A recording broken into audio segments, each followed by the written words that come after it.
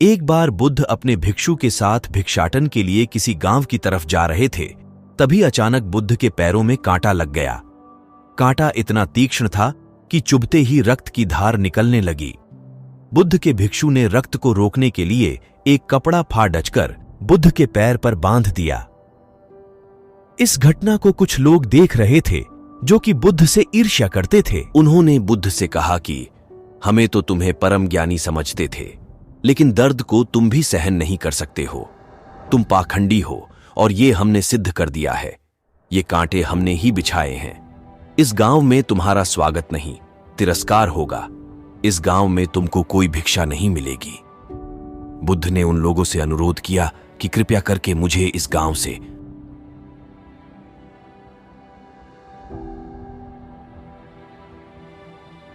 भिक्षा लेने दो। बुद्ध के ईर्ष्यालुओं ने बुद्ध का उपहास बनाते हुए कहा कि अगर तुम्हें भिक्षाटन के लिए इस गांव में आना है तो तुम्हें अपने रक्त की बलिदानी देनी होगी। तुमको इस कांटों के रास्ते से गुजरना होगा। भगवान बुद्ध ने उनकी चुनौती को स्वीकार कांटों पर चलने लगे और कांटों के रास्ते पर बुद्ध के साहस को देखकर गांव वाले चकित रह गए। कुछ लोगों की आंखें फटी की फटी रह गई। गांव वाले सोचने लगे कि बुद्ध भिक्षा के लिए दूसरे गांव भी जा सकते थे, तो फिर कांटों पर चलकर क्या साबित करना चाहते हैं। गांव वाले बुद्ध के संदेश को इतनी जल्दी नहीं समझ पाए। यहां पर बात भिक्षा की नहीं बल्कि जीवन को बदलने की थी। गांव वालों की भीड़ में एक सुमित नाम का युवक था जो बुद्ध पर हो रहे अत्याचार को देखकर द्रवित हो गया।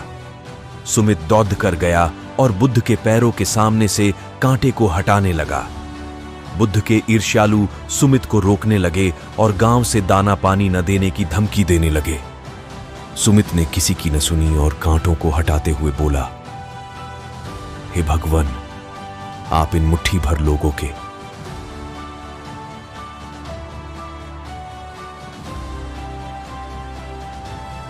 अपने आप को कष्ट मत दीजिए। आप गांव में प्रवेश कीजिए। बहुत सारे लोग आपको भिक्षा देने के लिए आतुर हैं। बुद्ध ने सुमित को अपने आस बुलाया और आशीर्वाद देने लगे। सुमित पीछे हट गया। हे भगवान, आप मुझे छूकर अपने आप को अपवित्र और दूषित न करें। महात्मा मनुष्य तो लोभ, लालच, तुम अपने आप को दूषित क्यों ईर्ष्या से कहते हो? दूषित होता है। स्पर्श से कभी तुम्हारे कोई भी अंदर दूषित तो प्रेम नहीं भरा होता है। है। तुम दूसरों का सुख चाहते हो। तुम तो पवित्र हो। बुद्ध के बोल सुनकर कुछ लोग बोले, तुम तो अपने आप को बड्ढे ज्ञानी कहते हो। तुमको जाति का कोई ज्ञान ही नहीं है। तुम पाखंडी हो। बुद्ध बद्धे ही शांत स्वभाव से कहते हैं, मानव से मानव की मानवता छिन्ना पाखंडी की। छिन्ना पाखंडी की निशानी है। मुझे पाखंडी बोलकर यदि आपको संतोष मिलता है तो मेरे लिए दुख का कोई विषय नहीं है। कुछ लोग बुद्ध पर बरस पड़े, परंतु यह तो धर्मशास्त्र है, फिर यह पाखंड कैसे हुआ? बुद्ध कहते हैं, हमारी उत्पत्ति इस सृष्टि में हुई है। नदियों का पानी सभी की समान रूप से प्यास बुझाता है। खुले जंगलों की हवा भी भेदभाव नहीं करती। खुला आसमान हमारे पिता के समान हमारी परवरिश करता है। सृष्टिकर्ता ने भी कोई भेदभाव नहीं किया है। फिर हम इंसान कौन होते हैं भेदभाव करने वाले?